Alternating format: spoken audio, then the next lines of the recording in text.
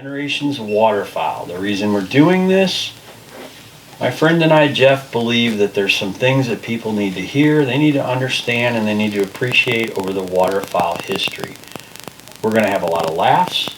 We're going to tell a lot of stories, unfortunately. I don't know if they're going to be good, they're going to be bad, but at least somebody's going to laugh at the stories. And we're going to share what I call the experience. And Jeff and I have framed this. Our catchphrase is the experience. Basically, I think at our age and older waterfowls, I think we've all become accustomed to, what is this for us? This is an experience. It's become an experience the older you get. And I think the longer you do it, the more you realize what that experience truly is. And I think during this podcast, which we know nothing about and we're trying to build our own, we're going to learn a little bit about a perspective from different people. The perspectives are going to come from different age groups, different classes, different genders, different types of hunters, whether you're a public hunter, whether you're a private lease hunter, whether you're a landowner. We're going to talk about it all. And I think what we're going to try to do really hard is try to show everybody there are many perspectives of waterfowling, and they aren't necessarily a one-way street. I think over time, the older guys have taught us, look back, look at what we've seen, enjoy the experience, and remember it only actually gets better. And I think it does get better. I think the old ways work, I think the new ways work, and I think the future ways are gonna work. I think the old ways worked better. I mean, well, you could bait. You used live ducks. They used punt guns. Okay, so people made a living out of hunting ducks. I can't argue that, but in a humorous kind of way, that did work. No, it worked. Yeah, it did work. If you could make a living hunting ducks, I mean, think about it. When do the ducks migrate? They're going through twice a year. And these guys lived off of that. Well, I think the older guys got to enjoy some things that we never got to enjoy. And I think if we do this right, Jeff, I think we're going to have people on here that are going to be able to share that experience of what you're laughing about, what we're talking about. And people other than us are going to see it. And I want the viewers to know, this is not about selling you something. This podcast is merely to give you a perspective from different points of view. I've watched hours of these podcasts, and I can tell you, from my opinion, everything is about selling you something. They want to sell you a better way to hunt. They want to sell you a product. They want to sell you something. I don't intend to sell you anything. I intend to provide an experience. I'm hoping that a lot of people watch this. I hope they join, and I hope they subscribe. I don't know if they will, but I guess we're going to learn after tonight because it's our first deal. This podcast is only going to get better. As we get better at this, we're going to be able to project a better experience for everybody that's watching it. I think that a lot of people are going to realize that we're really new to it, and they're going to accept our humorous ways, which are good in today's society. We won't be woke, so if anybody's woke, they need to check out now. Last chance. Last chance right now. So that's up to you guys. So I want to talk a little bit about the podcast itself, who we are. I want to talk about what we're trying to do. Hopefully people will relate to this. And we don't have a genre. I'm not looking for a specific genre to market this in. I'm looking very broadly because at our mid-50s, Jeff and I have had the privilege, and I use the word privilege very seriously. We've had the privilege to spend time with the older generation hunting with them when we were kids. Our dads and our grandfathers did this, and they enjoyed an experience that Jeff and I have yet to experience. We've yet to actually experience that because it takes time. It takes time to go through all this stuff. And we went through all the phases that we're going to talk about tonight. So let me introduce ourselves. I'm Rick Schmidt. I'm from Columbia, Illinois. I have been waterfowling since I was 10 years old. I have been waterfowling in different capacities. I have public hunted. I've leased land with family. We currently own land with family. We've gone through the whole gamut of the different variations of waterfowling. We've tried different things. We've worked at different ways. We have enjoyed every bit of what I just showed you, and it's all changed over time. This is my best friend of 41 years, and to be honest, till tonight, we took the chance to look at how long that was. I don't think either one of us actually realized it was 41 years, but we do, in fact, know it was a long time. Long time. Long time. And I can tell you, where I stand, this may sound extremely strange to the viewership, but in 41 years, I think Jeff and I can count on two hands how many times we've actually hunted together. And the reason for that's not as obvious as most people think. My friend Jeff hit on it when we were talking about this. He knew his experiences with his family was deep. He knew where he was going was good. He protected that. I did the exact same thing. We protect all those things because it's our perspective and it's what we're trying to do. And I don't know, Jeff, I don't know how you feel about it, but I think it's a blessing that we haven't spent that much time in the blind together because our experiences are going to make this podcast really fun for everybody watching. It is, and you always have good stories to tell me. Yep. You know, stories that I wasn't there to witness, and I got stories to tell you. So I mean, there's always good stuff. And by the way, I guess I was supposed to introduce myself. I'm Jeff Sukup, longtime Ducks Unlimited guy, past chairman.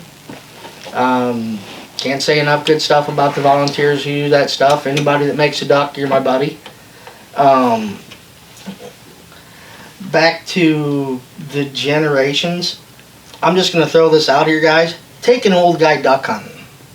You'll get, if you can find an old dyed-in-the-wool duck hunter that's too old to go, that you can drag out there, you will get stories like you have never heard. You'll be on the bottom of the blind rolling and laughing. Everybody's done something silly. Everybody's done something. They fell in.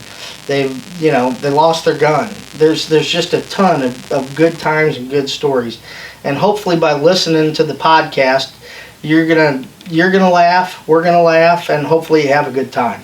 And I think, Jeff's really onto something because both of us have had the experience of getting to hunt with older people, the old guys he calls them, and that's the truth, they're the old guys. We've also had the opportunity to hunt with the young guys. And there's no doubt the young guys can hunt. They know how to hunt. They have more energy than anybody else. They're to the grind. They're going to hit the ground running. They're going to hunt ducks till sundown. They're going to do their thing. And I think the more we look at this, the more we're going to see a change in them as they develop and they age. They're going to start to realize some of the things we're going to talk about in this podcast, which is the sport of this. At a certain age in your life, this becomes a sport. It becomes from running to gunning to a sporting event.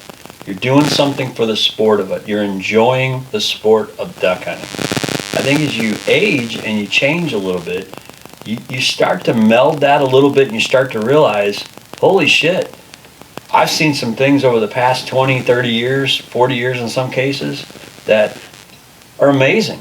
I've personally, and I hope Jeff has seen the same thing, and I think he has, otherwise we wouldn't be sitting here. He's seen some unbelievable sunrises in perfect weather. He's seen some sunrises in some of the weather you just wish, why the world did anybody go out in that? I've had some sunrises where I sat on the boat ramp and waited till it got light. And those are the experiences we're going to share with everybody. And we're going to invite the viewers to share their experiences, because everybody who hopefully is going to like this and watch this is going to share some experience they've had in doing this. And real quickly, it's important to know that Jeff and I are not professionals in any manner. We have day jobs, but we're pretty serious duck hunters. We're not duck hunting guides, but we do in fact know how to manage land. We know how to duck hunt. We believe in the sport. We believe in the evolution of the sport, and we believe in the future of it coming. And Jeff has really drilled down on that by saying this membership in Ducks Unlimited or any other volunteer organization really is advancing the sport of this and the experience to bring to the hunters. And I think from where we come from in the Midwest, we're from the Midwest, by the way, so just so everybody knows, we're all from, both of us are from the state of Illinois. And I think it goes without saying that, the state of Illinois, while it might not be the total duck mecca of the country, it is certainly a mecca in our own world. What we've got to experience, Jeff and I, is something that very few people get to do in their lives. They get to experience public ground for a while, they get to lease ground for a while, they've owned ground for a while, and you've seen everything in the middle.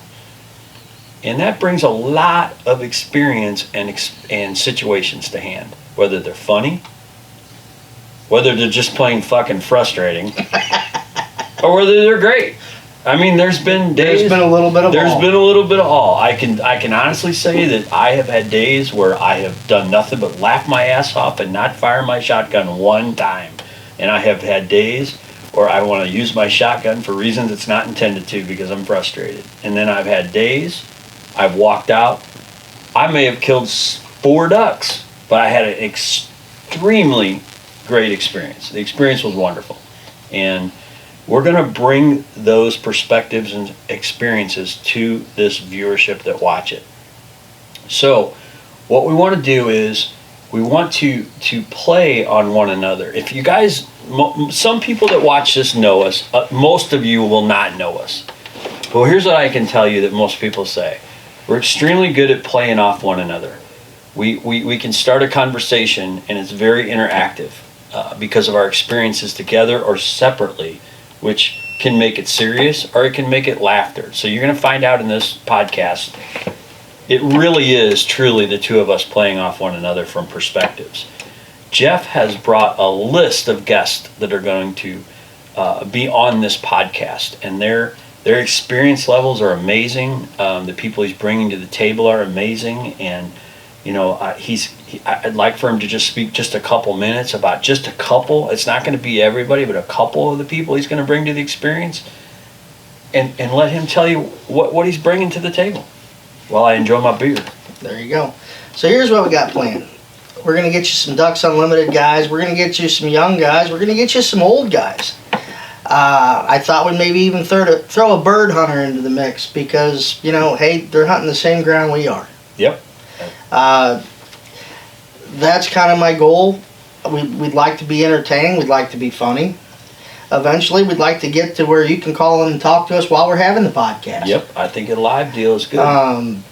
We'd like to talk to all the big product makers and get their perspective on this, why they make these items like this, who's the best, whose opinions, you know, matter, what does everybody think the best ammunition is? What does everybody think the best shotgun is? Okay, you brought some good subject right there. I'm going to just leap in and we're going to play off one another. So, part of this podcast is because we are duck hunters. We don't play duck hunters, we are duck hunters. Absolutely. We use equipment, we abuse equipment, and we certainly know what is going to last the day and what isn't. Now, are we trying to sell you something? No. But we are trying to tell you that if you enjoy waterfowling as many days as we do, and a lot of the viewerships do, you know one thing. Your shotgun, in somebody else's words, not mine, has to go boom, boom, boom. Let me stop you right there because I got a question for you.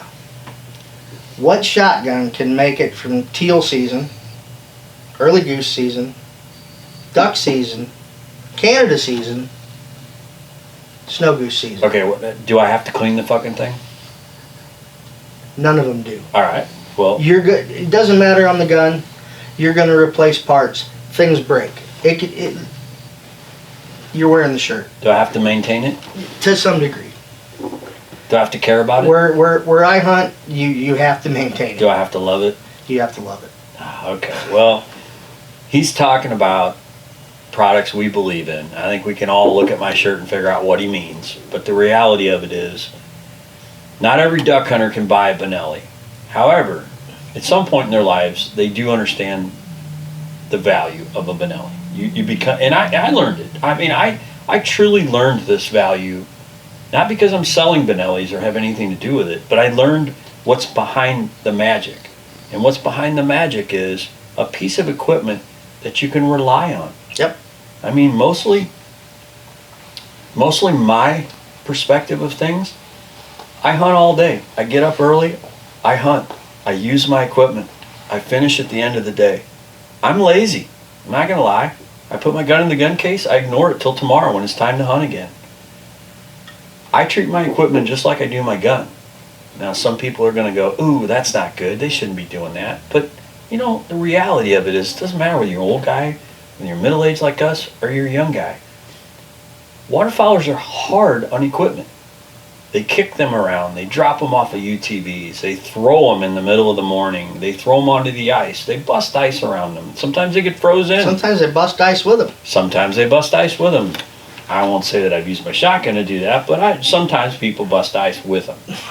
It can happen. It's happened. I'm not going to lie. So if I told you I never did that, that would be a lie. Mm-hmm. So I'm sure you might say the same. So what brought the two of us together is not our friendship, because we have been friends regardless of a podcast. What brought us together was the ability to share an experience that most people just don't get to see.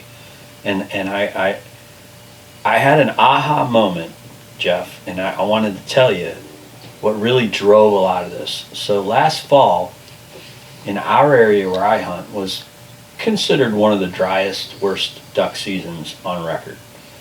So I chose to spend the fall just doing work around the farm. It was time, water wasn't up. I had equipment in there. I could work, I could do this, I could do that. And we were watching it like going, okay, typically around Christmas, there's going to be some rain, no matter what you do. And we got some rain. Didn't give us the water we expected, but it gave us water. It gave us enough water to duck hunt. And the ducks were there. They were there. They just weren't using our place until we had that water. We had limited places to hunt because of the water. So what it did for me was it made me zero in on making the experience good for anybody that comes. And just so you know, Jeff hunts private ground. I hunt private ground, and those experiences they're mostly private, to be honest. They're not shared with the general public. So in this particular case, we had some water, and I invited someone who wasn't a waterfowler. That's always good. I mean, this dude was a diehard deer hunter. I mean, he knows everything about deer hunting there is to know. I've ruined several of them. And I told him, I said, look, dude, if you come, you may never turn back. This is a dangerous sport. You love deer hunting, and deer hunting is amazing. And I do deer hunting, and Jeff does deer hunting. But I said, this sport could consume you. So I invite this guy along, and I won't name names at this moment, but he comes along, he spends the morning with me. And in my opinion, it was a rough morning. I mean, we sat around and watched the sunrise, and there wasn't much wind, and it was a bluebird day, and there truly wasn't that many ducks. But what ducks did come, we had them. We had them on a string because we had limited water. So what ducks we did get in, he got an opportunity. What I found out at the end of the day was what I consider a mediocre hunt was a world-class experience for this guy, because he'd never seen it. He'd never seen the beauty of the duck blind, the beauty of the sunrise, the decoys, the working birds, and you all know what I'm talking about. You got birds working. How many of you watch the birds when they're working and you're calling at them? You can't say that anybody that doesn't call ducks doesn't study ducks when they're working. You watch them. I can almost bet that you know what ducks are in that flock when they're going around the blind. You're already in your mind sizing it up. Oh, there's a widgeon, there's a pintail, there's some teal. These are all greenheads. You're sizing it up. The other people in the blind, they don't get that experience yet. It's a duck. It's a duck. To them, it's a duck. To you, I'm sizing this up. I can see everything because I'm the one calling the shot, so I got to be on my game. Well, the gentleman that came along with me was a little bit younger than me, but not much. And he literally told me after the day was over with, he says, I have never seen anything like that in my entire life, where ducks were working around you close enough you could see the color on them. I didn't know what I was looking at, but I knew they sure weren't all the same ducks. And he zeroed in on one thing. He said, what was the duck that had the long tail, and it was a long-shaped duck that flew real fast? I said, those are pintails. This guy glued onto those things. He said, I got to have a pintail. I said, we will work on getting you a pintail. Did we get him one during the season? No. So where's this story going? I know everybody's asking, what are you talking about?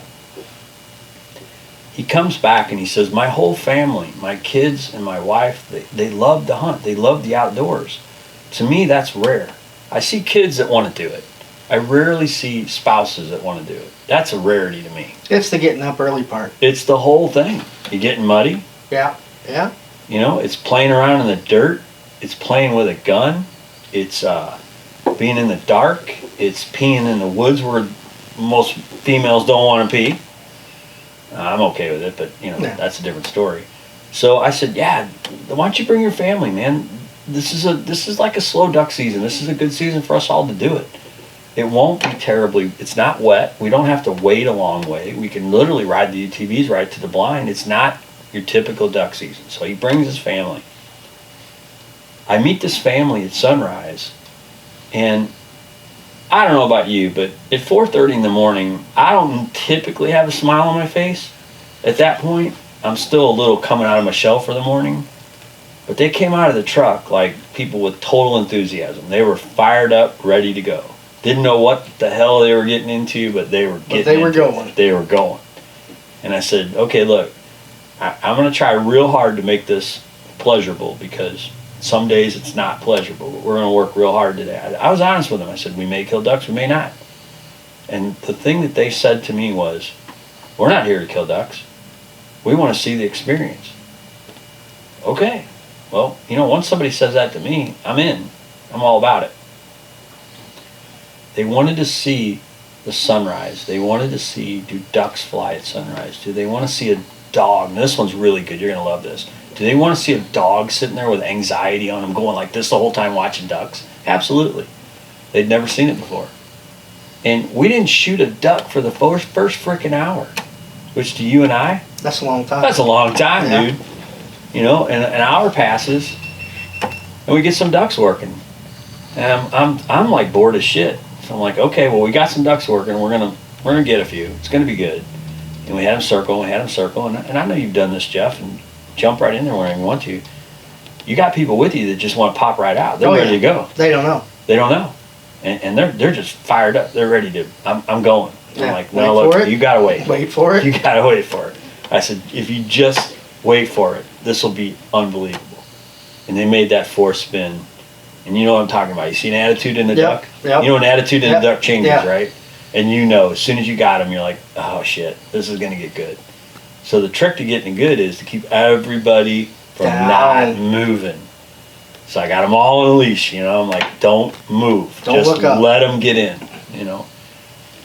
And I had a 12-year-old sitting to my right, and I always put the young guys right next to me because I believe in safety, and I want to be right there so I can see it, not 4 or 5 people down.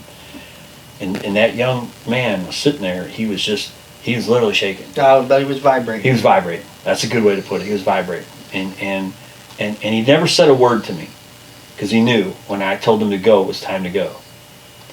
So we get these ducks in, and we get them in feet down just the way you want them, 20, 25 yards. It's like, let's go. It's time to go. I said, let's get him.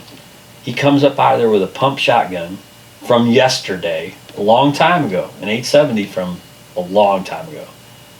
He lit off his first shot, knocked a mallard down. Now, honestly, I don't know if he knocked it down or not because there were a lot of guns blazing, but I didn't blaze. I let him shoot. That young man had an experience out of this world. He dropped his first duck, and it was a hen mallard. And to you and I at 54, a hen mallard it's good, but it is what it is. In most cases, you and I might call that an accident, or we didn't think that through very well. And I would love for everybody to get back to, and this is something from the 50s. They used to have a hen jar at these clubs. Did you pay? Every time you shot a hen, you probably had to put like 50 cents or $1 in this jar. Now, I'm sure at the end of the season, they probably donated that to DU or spent it on beer. I'm not really sure where the money spent on beer. I don't know where the money actually went, but it was very cool. But back to new hunters, I love that. The look on somebody's face when they see that first flock. I took my cousin one time, and it was a bad day. We hadn't shot anything. And a flock of hooded mergansers dive bombed the blind. I heard them. It sounded like a car out on the highway off in the distance, and I was like, and it kept getting louder. By the time they went over, it sounded like a 747. There was like 50 of them. And he had never been duck hunting. He jumped out in the blind. He's like, oh my God, what was that? And I was like, that was a duck. Did you let him swing back? No, we did not shoot. You did not shoot? We did not shoot. Well. But another new hunter story, I took a guy that we went through high school with. He was younger than us. Yeah. And he was a deer hunter, but his son was really enamored with duck hunting. Really. And he was friends with my youngest, so I took him. And almost like your story, just not a good day. We didn't kill anything right away. I think we killed 2 ducks. I didn't shoot, we let the kids shoot. And the first retrieve, when I sent the dog, and the dog got out there and turned around and I gave it an over. The dad, the deer hunter, looked at me and was like, "Oh my God, you can talk to your dog?" Yes, I can. Which is a whole nother part of duck hunting, because there's just so many directions that duck hunting goes. It's not about just shooting ducks. Yeah. There's artwork, there's literature, there's volunteering, there's decoys and guns and ammo. There's just so many different directions to run it. So Jeff, you just drilled on something that I'm going to invite a guest to this podcast, because there's so many different perspectives. I told you I'm going to have a young person on. Sure. I'm going to invite a female who's been waterfowling and get her perspective, which might blow you and I right out of the water, because we don't see it that way. I'm going to have a couple professional dog trainers. Oh, that's perspective. Awesome. That's I'm going to awesome. bring them to the table. These are great guys. They know what they're doing. This is their job every single day. I believe in them, and when I have them as a guest, you guys might see why I believe in them, because you're drilling down on a point really actually fantastic to waterfowling. That experience of going from a sporting person to an experienced person, there's a dog in the middle of there most of the time. Yep, absolutely. Usually it's driven with a dog. And from what I've seen from young guys and old guys and us age, the young guys believe in a dog, but they don't necessarily enjoy the experience of a dog like we do. And I learned a lesson a few years ago too. I've always had dogs as tools, and I've had them over the years as tools. Frontline conservation tool. Yeah, they're right there. They do their job efficiently. They do their job effectively. There's no denying the dog knows what to do, because he's been properly trained. He's been in the experience. He's been in the game, right? So that is a piece of equipment. Now that might sound heartless, but it's not heartless. I love those dogs. It's not a matter of love. But they didn't necessarily love me, because they were in it. No, I'm pretty That sure. was their life. I'm pretty sure mine loved me. Well, I think yours loves you more than most. But I came across a dog, and we'll get into that story later, but I came across a dog who went from, he made that giant leap to me from a tool to not only a tool, but a dog that actually loved me back, which was bizarre to me. Part of the family. I'm not super affectionate. I'm not a guy that just walks up and hugs you for the sake of hugging you. A dog has to do something really outstanding to do that to me. And this dog did it. And I'm not sure he did it on purpose. I think it was all accident. But it's going to be an interesting story, because when I have that dog trainer on, we're going to talk about that story and his perspective as a dog trainer. And I think that most of the viewers need to know a little bit about you and I when it comes to dogs. So, best friends for life, right? Absolutely. We're complete opposites when it comes to how to go about a dog. And you know what I figured out? Neither way actually is what you'd call success. It's part of the process. You get a good side to one thing, you get a bad side to the other, and vice versa. Jeff trains his own dogs. And I've never had that experience, because I've never had the patience to do what you do. And to be able to connect with a dog and to be the dog whisperer. I've never been able to do that. I've always honestly, it doesn't work with every dog. Well, and I've never experienced that. So I've always put the money down and said, let's go after a good one. And you'll find one. You've put the sweat equity into the dog to where he's literally a part of you as you're training him. And I can see it. I've seen it with your dogs. I've been there. I've had some mean ex-wives that wouldn't let me put the dollar down to do that with that. So I said, well, what are we talking about? And he told me the dad's lineage, which is a field trial lineage, upland hunting northwest from Dakotas. Dakotas, yeah. Dakotas. Mom was clearly in the bloodline. She had it all there. It was all in it. I looked at the bloodline and I said, hey, I'll come over, Jeff. Let's go over and check the puppies out. I made 2 dramatic mistakes. Number 1, I went there and looked at the puppies. Big fucking mistake. Because it's pretty hard to turn down a little tiny web-footed dog that's staring at you. They kind of look like moles at that point. like how do you turn that down? You know, now you're looking past, now you got to be a dog trainer to look past anything other than that little face looking at you. That was the first mistake. Second mistake I made, I brought my wife. Yeah. And she said, I would like for you to put that dog in the car and take it home. And I said, well, the dog's not ready. He's not weaned off the mom. It's not ready to go. I don't know a first thing about what I'm doing. I am going to have to learn really fast because I've bought dogs trained.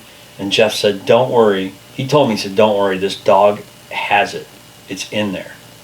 And I was like, okay, dude, I trust you. Been through a lot. I trust you. So I take this little tiny dog home, who did not want to ride in the car, by the way. He did not like the car. Still to this day, don't like the car. I don't know why, but whatever.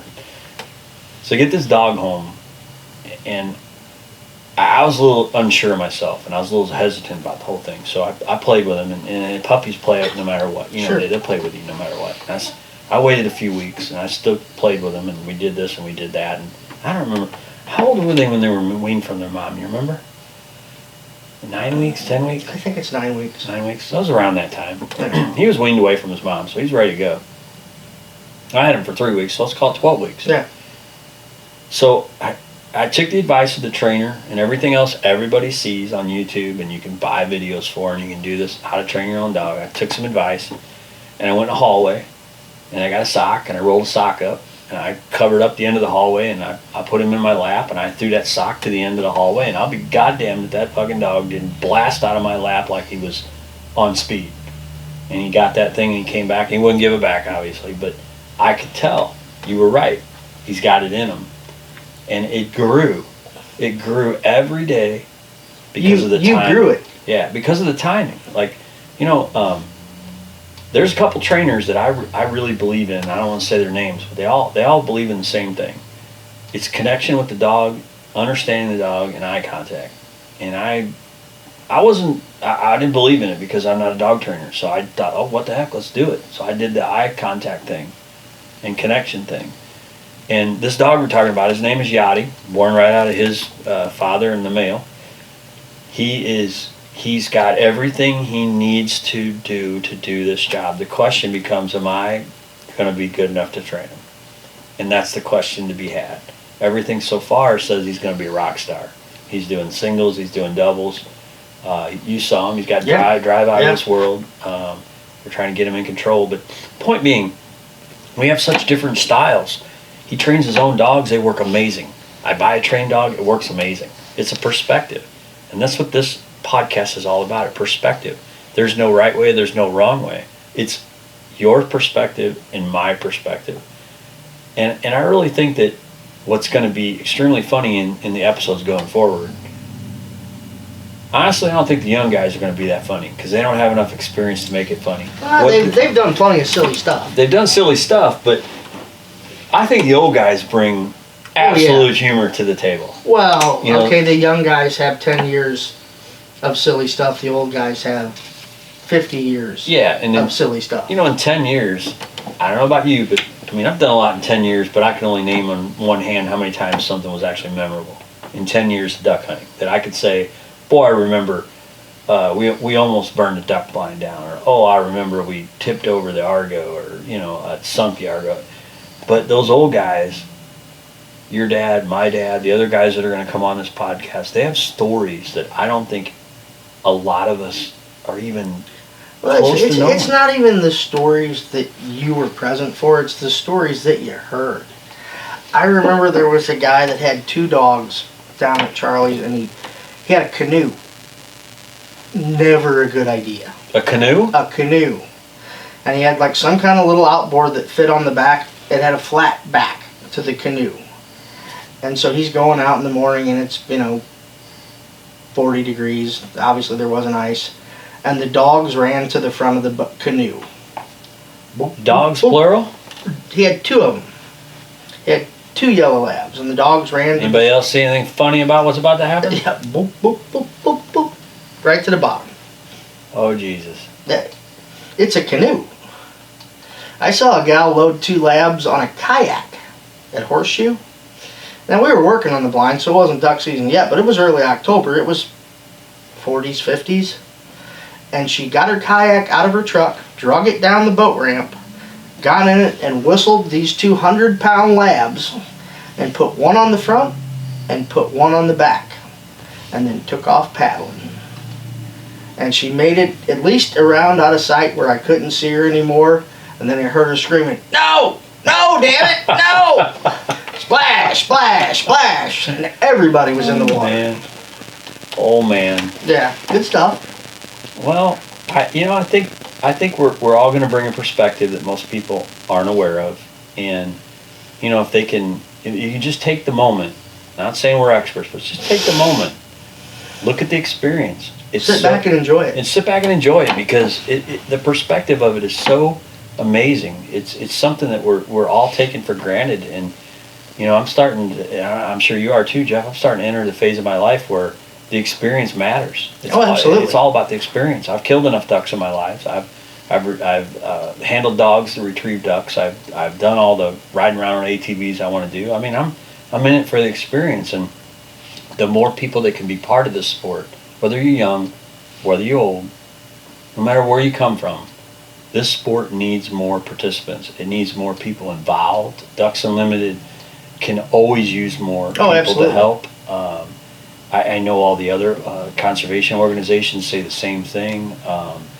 And I think it's starting to cross-pollinate too. And it probably did in the past, but not as much as it is now with social media and all the advancements. But technology is causing deer hunters to look at duck hunting, and duck hunters to look at deer hunting and turkey hunting. It's all getting blended in together. Yep. You're an outdoorsman now. Yep. You're not. You can buy one piece of property and do it all. Yeah, you're not a specialist. I didn't buy this piece of property just for duck hunting.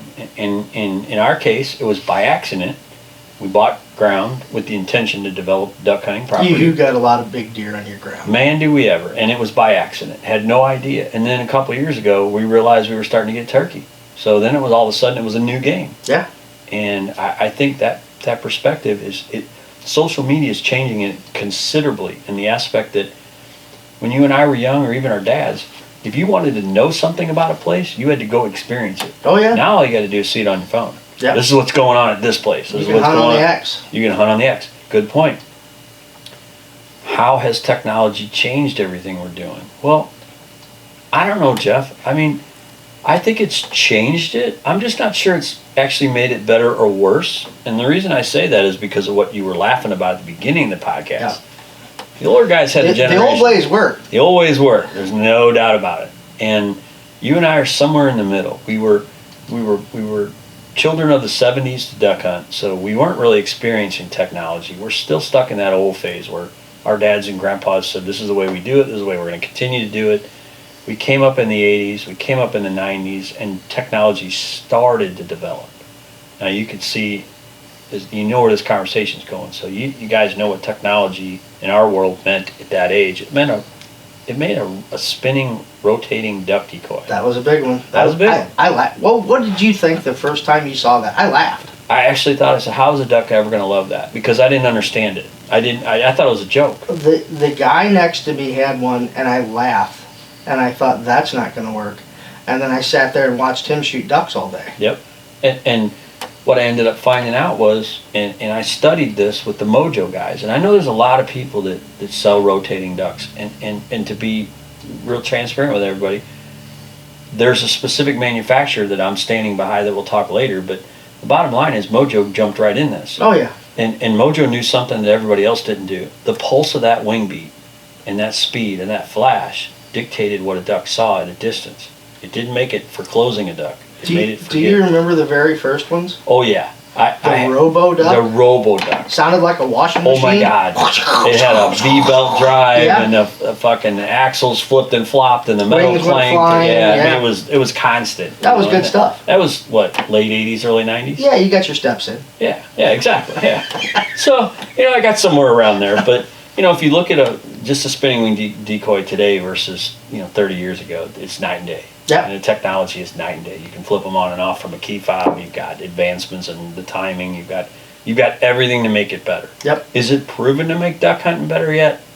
I'm still unsure, but I think we're going to look into some facts and figures and figure out if it really is. And if it is, hey man, I'm all for it. I think it was, but I think the ducks have caught on. Yeah. At least some ducks. Teal love them. You know, I've kind of become accustomed to understanding that, and maybe it's just opinion, so I want everybody to know that ahead of time. I think it has to do with the hatch.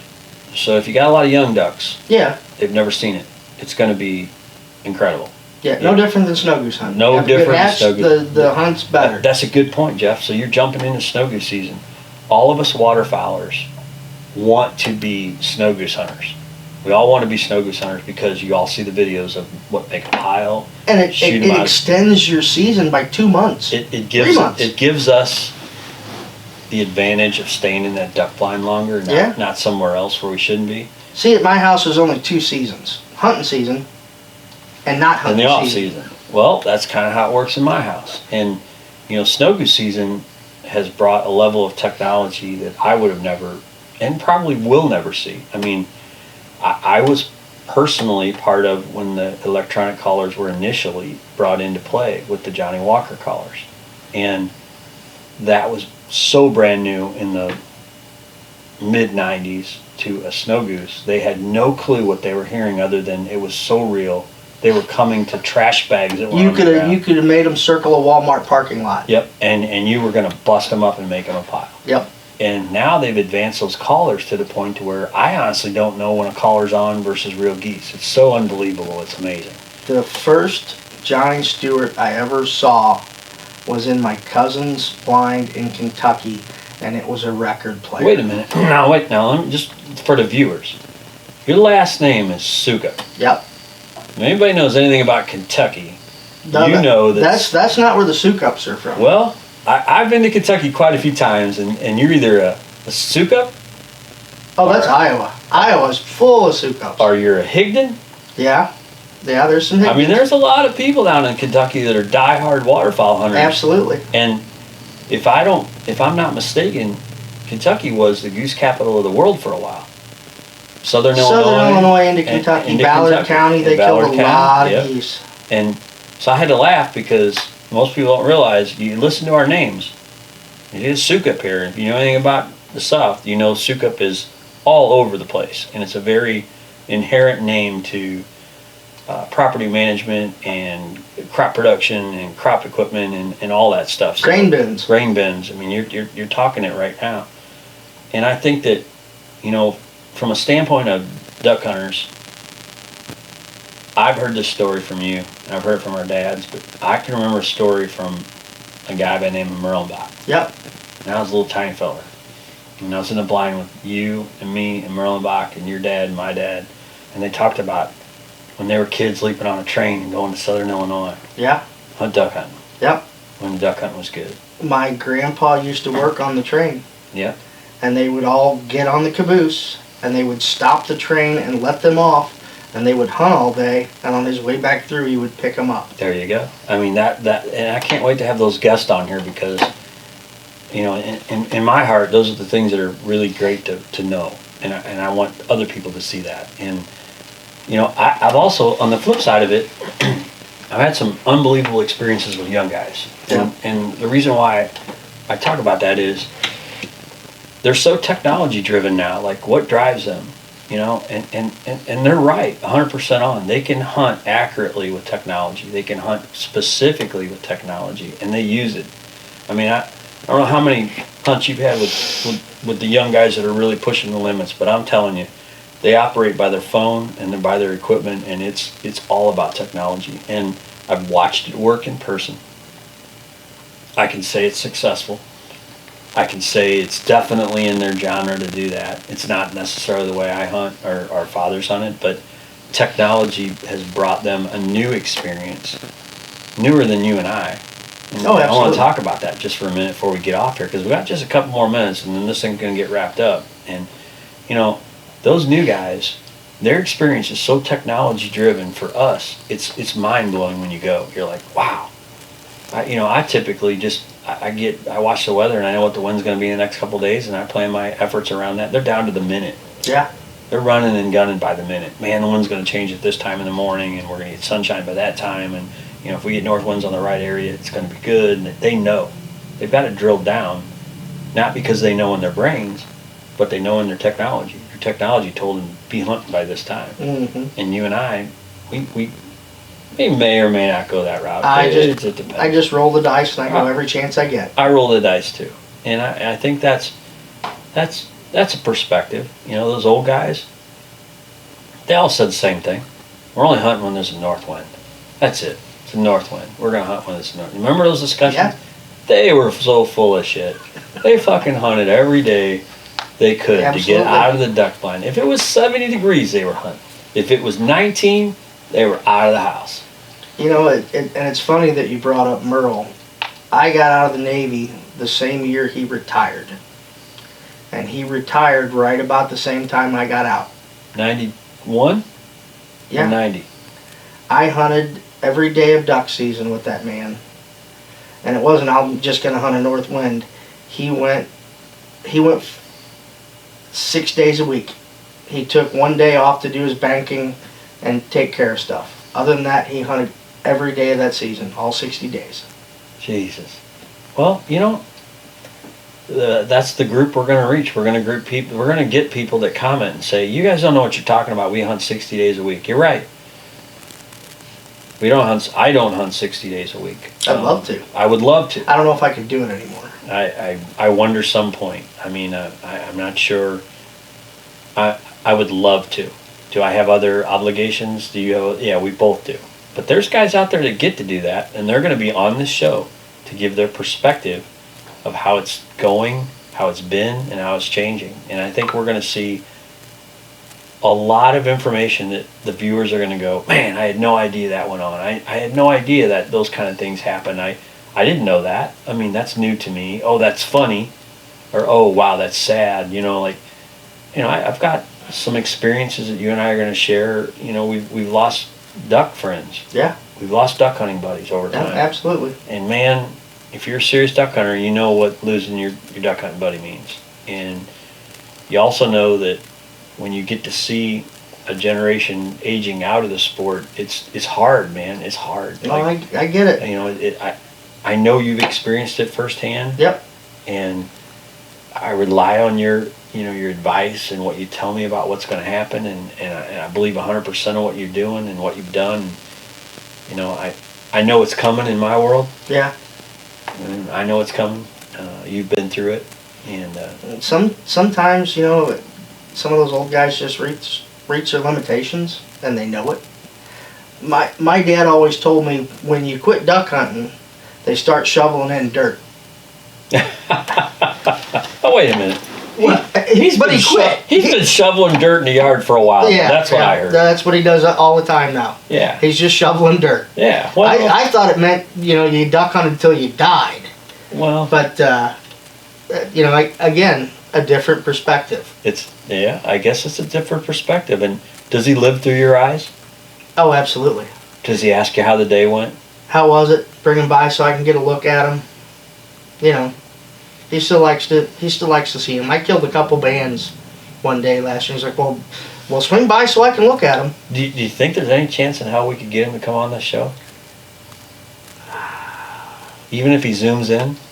Maybe if he zooms in, we'd have to get my sister on standby for technical advice. Well, that's true. I mean, I have that problem in my house too. Technology is sometimes beyond me even. Maybe. Well, maybe... He does like to talk. To me, maybe is as good as it gets. Yep. A no is no. But I think your dad's going to bring a lot of entertainment if we can talk him into coming. I think he might. I think that my dad is very interested in being on the show, and I think we're all going to be entertained royally. Mm-hmm. And if we could pull this off right, if you know where I'm going with this, we could zoom the both of them in. At the same time. At the same time. That'd blow their fucking minds, because they're not technology guys at all. He's on that side, they're all on a computer, the two of us are sitting there drinking beer. Oh, that would be funny. Well, it would be funny, and Dad's doctor told him he's only supposed to have like a beer a day. Yeah. So he asked if he could like save them all up for Friday. I think the answer to that was no. Oh my God. Well, did you do it anyway? Yeah. Okay. Well, that's the whole point of this. So I want to kind of get circling back here because this podcast is going to go on. It's going to continue. Tonight is pre-recorded so that you and I can get good at this and edit out what other people don't need to see. Yeah. Yeah. And give them something they might be entertained by. But in the upcoming episodes, we're going to have guests. And we're going to talk to those guests about their experiences. They're going to share their experiences. We're going to laugh with them. We're going to appreciate them. We may even cry. Who knows? We might even laugh at them. We might laugh at them. I think there's a lot coming. And I think if we can really just work at the experience. Because I know in my heart, the older I get, the more I'm understanding this sport better. I'm understanding what it's all about. And I'm starting to really be put in my place, is what I want to call it, which is to understand it is important to kill a lot of ducks. You're in a certain age, that's your thing. That's your jive. As you get older, you start to really understand what you're there for. It's a sport. You're there for the sporting event. You're getting good at it. You're getting good at it. Like, I don't know about you, but I think in my 30s, I became a better duck hunter than ever. I think I peaked in my 30s as far as being the duck hunter. By meaning, getting better at calling and getting better at setting it up and getting better at the actual execution of it. There's no doubt, to me, in my 30s, that was my point. And, in my 40s, I was starting to appreciate it a little bit better. And as I got later into my 40s, I started to understand there's an experience here, and I'm just not keen enough to catch it. Now I'm catching it. And back to when we were kids, and for the viewers, the real reason that I'm in this sport or this experience or whatever you want to call it is because in 1981, Jeff and his dad had a lease at a place not far from where we live. We didn't know one another. We didn't know this was about to happen. We were about to enter school together at the same time. Rode the same school bus. Had no clue. But our dads had met one another through work. And my dad was not an avid waterfowler. He was a weekend warrior. And Jeff's dad was a very avid waterfowler. And he invited my dad during a rough patch in my dad's life to come duck hunting. And he came. And he liked it. He liked it. And he liked it so much he wanted me to come. And at 10 years old, maybe that's what it was, 10 or 11, somewhere around there, I remember thinking, why do I got to get up at 3:30 in the morning? This is crap. So we get up at 3:30 in the morning and we go to Jeff's house and they're all ready to go. They got everything all set up to go and this and that, and they take us there. And, some of us can remember these things, some of us don't. But I remember that morning having hip boots on because I thought I was cool. And my dad said, the water's way too deep for hip boots. I'm gonna carry you on my shoulder. So I got up on his shoulders and he walked me out to the duck blind, which was about waist deep, where that place was. Remember that? Yep. Modoc? Yep. And he got me in the blind and I managed not to get any water on me whatsoever. And it was an experience that now I understand a little better. And I was there with you, and I was there with your dad, and I was there with my dad. And at that time, Modoc was a wood duck haven. Yep. Remember that? Yep. They were like flies. And I got to shoot my first wood duck ever there. Oh, that's awesome. And it's mounted, sitting on my dad's. Really? Oh yeah. He mounted it because it was such an experience. And I had a single shot Winchester 20 I do remember that. Yep. And shot that duck with you and your dad, and it's mounted at my parents' house right now. And that got us into it. And over time, it's like everything. It's like drugs, man. You just get addicted to it. Yep. Next thing you know, you're spending every dime you have on it and every moment you have on it, and it's your life. And you get to where you're going. And you and I have independently had experiences that are worth sharing. I think Absolutely. They're worth sharing. And I think during the next podcast, I'd really like to bring a young person in. And I mean young by 10, 12 years old. Okay. And I'd like to get their perspective, whether it's somebody you know or whether it's somebody I know, and sit them down and say, hey, we want to hear your perspective. What was it like? what'd you enjoy? What'd you have a good time? What did you not like? What made it memorable? And hopefully we can capture viewers, because we all know that YouTube is about getting viewers. There's no lying about getting viewers. We want to get a lot of viewers. And if you click like and you click on this, you'll be able to get ready for the next podcast. And I want to take a moment to say thank you for everybody to take a moment to listen to this podcast, and especially thank you to my best friend of 41 years, because this crazy idea came together because he and I were bullshitting over beer and some other things going on. And I think that this could potentially have a lot of traction. I think Jeff thinks it so. I think we're trying something new to all of us, and we're going to get after it. And the next podcast is going to be twice as good as today's podcast. And it's a great chance to sit down and drink a beer and talk about duck hunting. Yep. And two of my favorite things. I think that is definitely two of my favorite things, and I'm starting to really appreciate it. The better I get, the experience is getting better. And yep. I want to take one moment. I'm not selling you anything, but I want to make sure that everybody knows this is sponsored by 6 Mile Slough Outdoors. Now, why is 6 Mile Slough Outdoors important to this conversation? Because it's the backbone of what we're doing. They represent and sell quality products in the waterfowl industry, and we all know what quality products mean. They mean rugged, durable. You're not going to have to return it. You're not going to have a warranty claim. You're not going to have to buy it again next year. You can shoot it and it isn't going to sink. You know what I'm talking about. Absolutely. We're talking about the shit that doesn't go away. Yep. You want to buy equipment that's a 1-year piece of equipment, or you want to buy equipment that's a 5 or 6 year piece of equipment. 6 Mile Slough Outdoors specializes in just those quality products. So I want to thank them for just a moment. And finally, in closing, I know Jeff and I have a lot to talk about, and we've talked a lot about in the last few minutes, but this is going to get good. And if you don't know us, you're going to see the energy we feed off one another, and it could be most entertaining in multiple levels. So thank you everybody else for watching this, and thanks, Jeff. Well, thanks for having me, Rick. And if you will click like, Rick will send every viewer a 6-pack of Pabst Blue Ribbon. Okay, that got really expensive. Hold on a minute.